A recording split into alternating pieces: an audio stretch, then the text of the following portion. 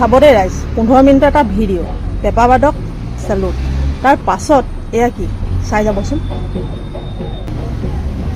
এয়া বিহু নে চাৰ্কাছ? কি চলি আছে হা?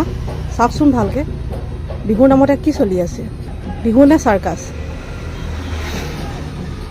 এনেকুৱা হ'বলৈ হ'লে বিহুটো আমাৰ বিহু হৈ নাথাকিব, আৰু আমাৰ উঠি অহা প্ৰজন্মৰ বাবে বহুত দিগদাৰ হ'ব আগলৈ গৈ।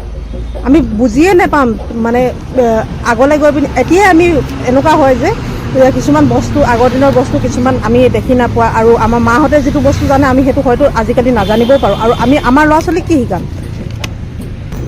যিহেতু বিহুটো আমাৰ জাতীয় উৎসৱ, বিহুটো বিহু হৈয়ে থাকিব দিয়ক। ইমান মডাৰ্ণ নবনাব, ইমান মডাৰ্ণ বনাবলৈ গ'লে বিহুটো বিহু হৈ নাথাকে। এনেকুৱা বিহু মোৰ বাবে কিন্তু গ্ৰহণযোগ্য নহয়। আপোনালোকৰ মতামত কি জনাবচোন। যিহেতু আজি 28 বছৰে মই এনেকুৱা বিহু দেখি অহা নাই, সৰুৰে পৰা আজিলৈকে ইমান ডাঙৰ হ'লোঁ, মই এনেকুৱা বিহু কিন্তু আগতে কোনোদিনে কাহানিও জীৱনত দেখা নাই। সেয়েহে মই আপোনালোকক সুধিছোঁ, আপোনালোকৰ মতামত কি জনাবচোন। কিন্তু বিহুটো যদি এনেকুৱা হ'বলৈ হয়, আমাৰ উঠি অহা প্ৰজন্মৰ কাৰণে কিন্তু বহুত বিপদজনক হৈ পৰিব।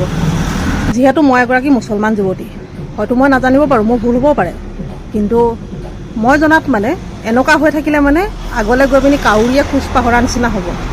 আপোনালোকে জনাবচোন, ভুল হৈছেনে?